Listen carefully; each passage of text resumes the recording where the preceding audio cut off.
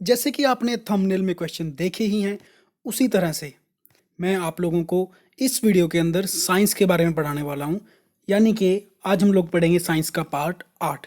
इससे पहले भी 7 पार्ट अपलोड हो चुके हैं, आप लोग जाकर उनको देख सकते हैं। यहाँ पर एक आई बटन आएगा तो वहाँ पे मैं इसकी प्लेलिस्ट डाल दूंगा भाई, और साथ में डिस्क्रिप्शन के अंदर भी डाल दूंगा उसका लिंक, ताकि आप लोग पार्ट बाय पार्ट हर एक क्वेश्चन को ईजिली लैंग्वेज में समझ पाएँ, जो कि आपके आने वाले एग्जाम में डेफिनेटली आपकी हेल्प करेगा। तो चलिए आज का हमारा पहला क्वेश्चन देखते हैं। तो सबसे पहला क्वेश्चन आज का हमारा, जो ऑर्गेनिक फूड होते हैं उनको हम अच्छा फूड मानते हैं, बेटर फूड मानते हैं। क्यों मानते हैं भाई?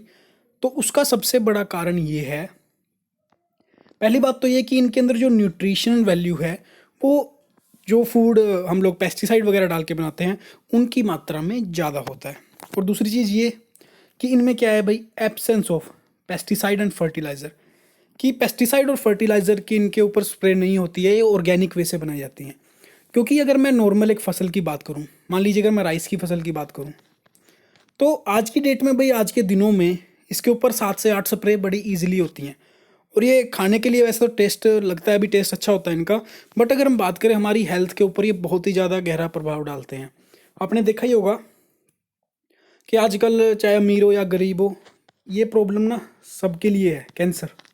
आप देख पा रहे होंगे कि बॉलीवुड स्टार भी कैंसर की वजह से मर रहे हैं, क्योंकि भाई उनकी जो डाइट होती है वो तो आपको पता ही है, सब लोग अच्छी डाइट लेते हैं, फिलहाल फिर भी उनको इस प्रॉब्लम का सामना क्यों करना पड़ रहा है भाई? क्योंकि बेसिक चीज़ों के अंदर जो है फर्टिलाइज़र जो है बिल्कुल पूरी तरह से घुस चुका है। चाहे हम वीट की बात करें, कनक की बात करें या राइस की बात करें, और इंडिया के अंदर वीट और राइस कंज्यूम हम लोग डेली लाइफ में करते ही हैं। तो इस क्वेश्चन का आंसर क्या होगा? क्योंकि उनको उगाया जाता है without the use of artificial fertiliser and pesticides. तो आंसर होगा इसका ऑप्शन नंबर डी। तो आप देख सकते हैं कि अगर हम ऑर्गेनिक फूड खाएंगे तो हमारी हेल्थ जो है दूसरे के मुकाबले काफ़ी ज़्यादा अच्छी रहने वाली है। Moving on to the next question, which element is not generally present in fertilisers? यानी कि जो भी हम फर्टिलाइज़र यूज़ करते हैं उनमें ये जनरली नहीं पाया जाता है। तो पहले तो मैं बात करूंगा आपको कि हमारे प्लांट्स को, हमारी जो फसल होती है उसके लिए दो तरह के न्यूट्रिएंट होते हैं, एक माइक्रो और दूसरा मैक्रो। मैक्रो मीन्स जो हमें ज़्यादा क्वांटिटी में चाहिए, माइक्रो जो कम में चाहिए। लिस्ट आप लोग देख सकते हैं, आपके सामने ही है। अब क्या है, फर्टिलाइज़र क्या होते हैं भाई? ये नेचुरली सब्सटेंस भी होते हैं और केमिकल यक्कर्स भी होते हैं, यानी कि केमिकली भी बनाए जाते हैं। इनको सॉयल या फिर लैंड में डाला जाता है, किस पर्पज़ के लिए? ताकि हम लोग इसकी फर्टिलिटी बढ़ा सकें। यानी कि फर्टिलिटी बढ़ेगी तो जो हम कहते हैं यील्ड आएगा, जो यानी कि झाड़ आएगा, वो ज़्यादा अच्छा आएगा और ज़्यादा उसकी कीमत लगेगी। तो इसीलिए फार्मर्स जो हैं फर्टिलाइज़र का यूज़ करते हैं। लेकिन अगर मैं बात करूं कार्बन, हाइड्रोजन, ऑक्सीजन की, वो तो पौधे डायरेक्टली कार्बन डाइऑक्साइड और वाटर से ले ही लेते हैं। क्योंकि वाटर को पता ही आपको, केमिकल फार्मूला H2O है, यानी कि इसके अंदर ऑक्सीजन भी है और हाइड्रोजन भी है। तो जनरली जो नहीं प्रेजेंट होती है भाई, वो होती है हाइड्रोजन। बाकी सब चीज़ें हम लोग फर्टिलाइज़र की हेल्प से उसमें ऐड कर सकते हैं। Moving on to the next, the percentage of nitrogen in urea is. ये क्वेश्चन का आंसर आप लोग इजीली दे पाएंगे अगर आप लोग का बैकग्राउंड जो है एग्रीकल्चर है। यहाँ पे मैंने एक बैग यूज़ किया है जिसके अंदर हम यूरिया की क्वांटिटी देख पाएंगे। तो यहाँ पे हम इजीली देख पा रहे हैं कि 46% यूरिया, सॉरी 46% नाइट्रोजन जो है हमारे यूरिया के अंदर होती है। अब इसमें वाली देखने वाली बात ये भी है कि आजकल के दिनों में हम लोग नीम कोटेड यूरिया यूज़ कर रहे हैं। नीम कोटेड क्यों करते हैं, वो भी क्वेश्चन इस वीडियो के अंदर मैंने डाला हुआ है, वो भी डिस्कस करूंगा मैं। अब जनरली होता क्या है कि जो नाइट्रोजन की वैल्यू होती है यूरिया में, वो 46 से 47% होती है। और नाइट्रोजन जो अवेलेबल होता है भाई, वो अमाइड फॉर्म के अंदर होता है, NH2। तो आंसर क्या होगा इसका? Option number C. चलिए भाई नेक्स्ट क्वेश्चन देखते हैं आप। Plant receive nitrogen in the form of, यानी कि हमारे जो प्लांट हैं वो नाइट्रोजन ही भाई डायरेक्ट तो ऑब्जर्व नहीं करते, तो किस फॉर्म में ऑब्जर्व करते हैं? तो वो करते हैं नाइट्रेट की फॉर्म में, ऑप्शन नंबर बी। अब क्या होता है कि भाई प्लांट क्या करते हैं, एब्जॉर्व करते हैं नाइट्रोजन को, किससे? सॉयल से। और जैसे ही उसको वो करते हैं, उसको वो कन्वर्ट कर लेते हैं नाइट्रेट की फॉर्म में। अब बेसिकली होता क्या है, मैं आपको पूरा इसका प्रोसेस है जो वो एक्सप्लेन कर देता हूँ। कि जैसे ही इसको नाइट्रोजन एब्जॉर्व किया, अब नाइट्रोजन क्या करेगा, ऑक्साइड होकर जो है अमोनिया बना लेगा। ठीक है, जिसको कि हम साइंटिफिक टर्म के अंदर नाइट्रोजन फिक्सेशन बोल देते हैं। नाउ फर्दर क्या होगा, अब ये जो अमोनिया बना है, अब ये फिर से ऑक्साइड होगा और ये बनाएगा नाइट्राइट। ये हो गया सेकेंड स्टेप। अब नाइट्राइट फर्दर ऑक्सीडाइज होकर क्या बनाएगा, ये बना देगा नाइट्रेट, और ये फाइनली प्रोडक्ट होगा। यानी कि ये नाइट्रेट बनेगा किस तरह से, कुछ बैक्टीरिया की हेल्प से भी बनेगा ये नाइट्रेट। यानी कि एक तरह से कह सकते हैं कैटलिस्ट की तरह काम कर सकता है बैक्टीरिया, कि उसको बनाने में हेल्प करता है। तो मोस्टली हम क्या करते हैं भाई, एक तो अमोनियम की फॉर्म में एक्सेप्ट करता है प्लांट और एक नाइट्रेट की फॉर्म में, पर जनरली जो हम देखते हैं प्रोडोमिनेंट देखते हैं फॉर्म, वो होती है नाइट्रेट। तो आंसर होगा ऑप्शन नंबर बी। उसके बाद नेक्स्ट क्वेश्चन है, why does government of India promote the use of neem coated urea in agriculture. यानी कि हमारी जो भारत सरकार है वो नीम कोटेड यूरिया को प्रमोट क्यों कर रही है। ये क्वेश्चन भाई IAS 2016 के अंदर भी पूछा गया था। तो भाई इस क्वेश्चन का आंसर होगा कि जो नीम कोटेड यूरिया होता है वो उसका जो रेट ऑफ डिसोल्यूशन है, यानी कि जो वो हम इसको फर्टिलाइज़र को इस यूरिया को खेत के अंदर डालते हैं, ज़मीन के अंदर डालते हैं, तो जिसके घुलने की प्रक्रिया, या फिर मैं बोलूँ गलता है जो ये गलता बहुत ही स्लो रेट से है, और जितनी रेट से गलेगा ये उतना ज़्यादा ये ज़मीन के अंदर रह पाएगा। तो आप लोग यहाँ पर देख पा रहे हैं भाई नीम कोटेड यूरिया। अब मैं आपको इसके बारे में नीम कोटेड के और सिंपल यूरिया के बारे में डिफरेंस समझा देता हूँ। मान लीजिए आप आज आपने यूरिया डाला, ठीक है, तो जो सिंपल यूरिया है वो डलने के बाद डिज़ोल्व बहुत जल्दी हो जाएगा, या जैसे ही डिज़ोल्व होगा तो ये जो है प्लांट जो है इसको ले लेगा। अब हुआ क्या कि ये अगर जल्दी डिज़ोल्व होगा तो ख़त्म भी जल्दी होगा। दूसरी साइड से मैं बात करता हूँ नीम कोटेड यूरिया की, तो इसकी जो डिसोल्यूशन रेट है वो बहुत ही स्लो है। इसका मतलब क्या होगा कि ये फ़ायदा है कि ये धीरे धीरे डिज़ोल्व होगा और लंबे समय तक प्लांट को मिलता रहेगा। और दूसरी चीज़ इसमें ये भी है कि जो यूरिया का लॉस है वो बहुत ही ज़्यादा मिनिमम है। अगर लॉस मिनिमम होगा तो भाई सीधी सी बात है कि उसका यूटिलाइजेशन मैक्सिमम होगा। और दूसरी बात यह है कि ये कुछ तरह के इंसेक्ट से भी बचाता है भाई, लेकिन इसका मेन कारण यही है कि ये ज़मीन के अंदर ज़्यादा देर तक रहता है। ऑप्शन नंबर बी इसका राइट आंसर होगा। अगले क्वेश्चन जाने से पहले भाई, अगर आप पहली बार आए तो सब्सक्राइब कीजिए और बेल आइकन भी प्रेस कीजिए। और हमारी डेडिकेटेड अपलोड है जो वो ट्यूसडे और फ्राइडे को होगी। बेसिकली चाहे तो भाई मैं हफ्ते में 3 से 4 वीडियो क्या 5 वीडियो भी अपलोड कर सकता हूँ, लेकिन यही फ़र्क है एक क्वालिटी वीडियो में और क्वांटिटी वीडियो में।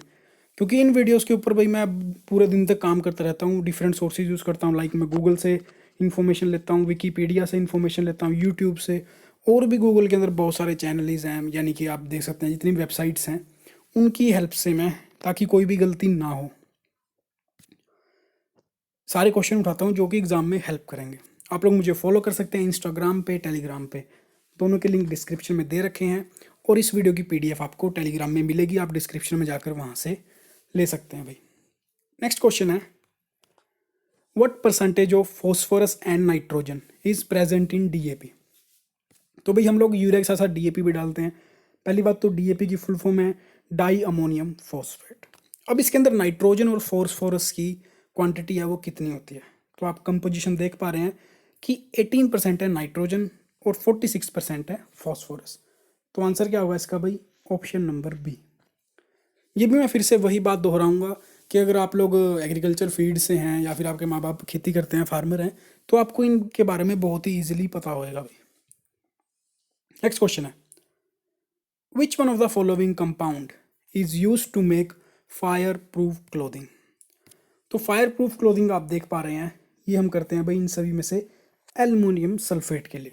क्यों करते हैं, क्योंकि इसकी प्रॉपर्टी क्या है कि ये फ्लेम रिटार्डेंट है। रिटार्डेंट वर्ड आपने सुना होगा, एक होता है एक्सिलरेट, एक होता है रिटार्ड करना, रिटार्डेशन। एक्सिलरेट का मतलब क्या होता है भी किसी चीज़ को बढ़ाना, जैसे हम गाड़ी की स्पीड को एक्सिलरेट करते हैं, स्पीड को बढ़ाते हैं। रिटार्डेंट का मतलब क्या है कि वो एक्सिलरेट का उल्टा है। तो ये फ्लेम को, यानी कि आग के पास इसका रिटार्डेंट इफेक्ट है, इसलिए हम इसको यूज़ करते हैं। नेक्स्ट क्वेश्चन है, which one of the following is used as mosquito repellent. यानी कि मच्छरों को भगाने के लिए भाई हम लोग क्या चीज़ यूज़ करते हैं, हम लोग यूज़ करते हैं पायरेथ्रम। अब इसके प्रॉपर्टी क्या है कि ये इंसेक्ट्स को टॉक्सिक होता है भाई, यानी कि उनके लिए नुकसानदायक होता है। कॉमनली यूज़ किस लिए करते हैं हम लोग, मस्कीटोज़ के लिए करते हैं, फ्लीज के लिए करते हैं, फ्लाइज के लिए, एंट के लिए और मैनी अदर पेस्ट के लिए। यानी कि एक तरह से हम इसको पेस्टिसाइड भी बोल सकते हैं भाई। तो आंसर होगा इसका ऑप्शन नंबर ए। मोस्टली हम मॉस्किटो रेपेलेंट के तौर पर इसको यूज़ करते हैं। नेक्स्ट क्वेश्चन है, which chemical substance is use for making rat poison. हालांकि भाई हमारे ये क्वेश्चन एग्जाम के लिए पॉइंट ऑफ व्यू से इतने इंपॉर्टेंट हैं क्योंकि हम इन चीज़ों को डेली लाइफ के अंदर देखते हैं। और साइंस में भाई हमसे ये तो है नहीं कि एटम बम कैसे बनता है ये बताइए, ये तो पूछेंगे नहीं। वो यही चीज़ पूछते हैं कि जो चीज़ें हमारे आसपास के वातावरण में हो रही हैं, हमारे आसपास के डे टू डे लाइफ में हो रही हैं, उनके बारे में पता है नहीं पता है। मोस्टली क्वेश्चन इसी के बारे में पूछा जाएगा। अब ये तो बोलेंगे नहीं एग्जाम में कि भाई आपको एटम बम बना के दिखाओ। नॉर्मली क्या है भाई, नॉर्मल लाइफ में जो है इस चीज़ों से बहुत ही परेशान लोग हैं क्योंकि चूहे जो है हर तरह से हरदंग मचा के रखते हैं। लेकिन इनको हटाने के लिए सबसे बेस्ट मेथड है जिंक फोस्फाइड। जिंक फोस्फाइड जो है रेड पॉइजन के अंदर मैक्सिमम टाइम यूज़ होता है। लेकिन इसको हटाने का एक तरीका और भी है, हम इसको पोटाशियम साइनाइड यूज़ करके भी चूहों से मुक्ति पा सकते हैं भाई। तो आंसर क्या होगा, option number C, zinc phosphide. Moving on to the next question, isotope C614 यानी कि इसका आइसोटोप है कार्बन 14, ये किस चीज़ से एसोसिएट करता है। ये बहुत ही इंपॉर्टेंट क्वेश्चन है, अभी आप लोग ध्यान से समझिएगा। जो भी समझाने वाला हूँ आराम से समझिएगा, अगर समझ नहीं आए तो रिवाइंड करके फिर से वीडियो स्लो करके समझिएगा, बहुत ही इंपॉर्टेंट स्टेप है ये। तो इसका आंसर तो है भाई कि हमें फॉसिल की जो एज है वो डिटरमाइन करने में हेल्प करता है। कैसे करता है, अब मान लीजिए भाई हमें किसी आदमी की एज के बारे में पता करना है, तो हम कैसे पता लगेंगे, सिंपल सी बात है भाई, उसका बर्थ सर्टिफिकेट देख लेंगे। लेकिन अगर फॉसिल फ्यूल के बारे में बात करें हम लोग, तो हम इसके अंदर एक चीज़ देखने वाले ये हैं, प्लांट क्या करते हैं भाई, जो एटमॉस्फेयर में कार्बन डाइऑक्साइड है उससे कार्बन ले लेते हैं भाई, ठीक है। और एनिमल क्या करते हैं, उन्हीं प्लांट्स को खाकर कार्बन उनको उस वे से मिल जाता है। अब इसमें हमको हेल्प क्या करेगी चीज़, कि जो हमें सन से कॉस्मिक रे मिल रही हैं भाई, वो नाइट्रोजन 14, ठीक है, उसको कन्वर्ट कर देगी कार्बन 14 के अंदर। यानी कि इसके पास अब नंबर ऑफ जो प्रोटॉन होंगे और नंबर ऑफ जो न्यूट्रॉन होंगे, तो नंबर ऑफ प्रोटॉन होंगे 6 होंगे, नंबर ऑफ न्यूट्रॉन जो है वो 8 हो जाएंगे। इसके कारण ये जो है नाइट्रोजन से बदलकर कार्बन 14 की शेप ले लेगा, ठीक है भाई। अब यही जो कार्बन 14 है ये प्लांट एब्जर्व करेंगे, प्लांट से ये जाएगा एनिमल्स के पास। अब देखने वाली बात ये है कि जैसे ही ये मर जाएगा, प्लांट मर जाएगा, एनिमल मर जाएगा, तो या तो हम उनकी जो है वुड ले लेंगे, लकड़ी ले लेंगे, या फिर इनकी कोई हड्डी उठा लेंगे। अब हमें पता करनी उनकी एज, तो वो कैसे पता करेंगे हम लोग, इसका पता हमें ऐसे लगता है कि एक तो जो हमारी कार्बन C12 है, एक है C14। अब जैसे जैसे ये चीज़ें जो हैं हम कहते हैं कि एक तरह से एज इनकी बढ़ती जाएगी, तो जो C12 है उसके अंदर उसकी क्वांटिटी तो उतनी ही रहेगी, लेकिन जो C14 है उसकी क्वांटिटी कम होती जाएगी, यानी कि वो डिके होना शुरू हो जाएगा। यानी कि जितना पुराना होगा उतना ही C14 की मात्रा उसके अंदर कम होगी। और इसको हम लोग प्रोसेस को जानते हैं हाफ लाइफ मीन से, यानी कि जो इसकी एवरेज एज है हम लोग इसकी 5730 ईयर जो है मानते हैं इसकी। यानी कि ये जो टुकड़ा है लकड़ी का, या फिर हम किसकी एज पता करनी है, वो 5730 साल के बाद जो है उसकी डिकेइंग हाफ हो जाएगी। यानी कि मान लीजिए अगर उसमें C14 की मात्रा 100% है, तो वो 5730 साल में 50% हो जाएगा, यानी कि हाफ लाइफ डिके हो जाएगा। तो अगले 5730 साल बाद उसका हाफ हो जाएगा, यानी कि 50 से 25% पे रह जाएगा। उसके 5730 साल बाद जो है ये एक तरह से 12.5% पे रह जाएगा। इसका मतलब ये है कि ये हर 5730 साल बाद जो इसकी लाइफ जो है हाफ हो जाएगी, ठीक है। तो यानी कि 50 से 25, 25 से 12.5, इस तरह से जो है इसकी लाइफ बढ़ती रहेगी, और हमें उस तरीके से इसको हम लोग पता भी लगा पाएंगे। और इस प्रोसेस को जो है रेडियो कार्बन डेटिंग भी बोलते हैं, और ये थ्योरी दी थी 1949 के अंदर विलियर्ड फ्रैंक लिबी ने। इनके लिए भाई इनको जो है नोबेल प्राइज़ भी मिला है। तो आंसर क्या होगा, option number C. I hope आपको ये समझ भी आया होगा। अगर इनकेस आपको कोई डाउट है तो आप लोग कमेंट बॉक्स में बताइएगा, या फिर आप वीडियो को रिमाइंड करके भी देख सकते हैं। अगला क्वेश्चन है, radioactive dating is a technique which can be use to measure. इनकी जो रेडियो एक्टिव डेटिंग है, अब भाई ये वाली कौन सी थी, रेडियो कार्बन थी, ये वाली है रेडियो एक्टिव। तो ये हम यूज़ करते हैं एज ऑफ रॉक्स, यानी कि चट्टानों की उम्र पता लगाने के लिए करते हैं। प्रोसेस इसका भी वही है, हम क्या करेंगे, फॉसिल लेंगे, उसके अंदर भी जो C14 कंटेंट है, पहले हम क्या करेंगे, उस पीस को जो है बर्न कर लेंगे, उससे जो हमें एक तरह से लावा मिलेगा, उसके अंदर में क्या होगा भाई, एक तो C12 भी मिलेगी, जैसे मैंने लास्ट क्वेश्चन बताया था कि दोनों कार्बन है, C12 भी C14 भी। C12 स्टेबल है इसलिए वो जल्दी से हटती नहीं है, C14 क्या होती है, वो अनस्टेबल होती है, इसलिए वो डिके होना शुरू हो जाती है। प्रोसेस इनका भी वही सेम है, लेकिन ये रॉक्स के लिए है, वो फॉसिल फ्यूल्स के लिए था। तो इसका आंसर क्या होगा, option number A, age of rocks. Next question है, अब हमने बात की कि रॉक्स के बारे में, फॉसिल के बारे में, अब हम बात करेंगे अर्थ के बारे में, यानी कि हमारी पृथ्वी की एज हम किस तरीके से मेजर करते हैं भाई। तो हम ये करते हैं यूरेनियम प्रोसेस से, क्योंकि ये एक सबसे ज़्यादा ओल्डेस्ट और सबसे अच्छा मेथड बताया गया है। ये एक अमेरिका के जियोकेमिस्ट थे भाई, जिनका नाम था क्लेयर पैटरसन, इन्होंने ये मेथड ईजाद किया था। तो आंसर क्या होगा इसका, option number D. Next question है, which one among the following is called philosopher wool. तो भाई फिलोसफर वुल किसको कहते हैं और क्यों कहते हैं।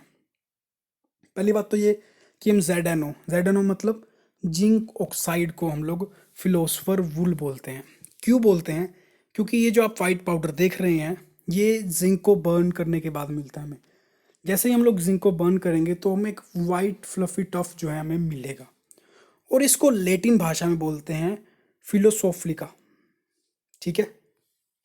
और इसी फिलोसोफिका को अगर हम इंग्लिश टर्म में बात करें, फिलोसफर वूल बोल देंगे।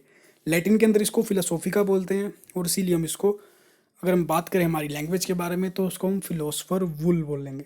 आंसर क्या है, ऑप्शन नंबर सी। उसके बाद इनमें से कौन सा पेयर करेक्ट मैच किया हुआ है।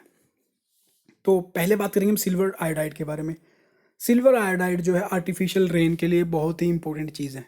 ये मैंने साइंस के पार्ट 2 में समझाया हुआ है भाई, पार्ट 2 नहीं देखा है तो यहाँ पे आई बटन आया है, वहाँ पे क्लिक करके आप लोग देख सकते हैं।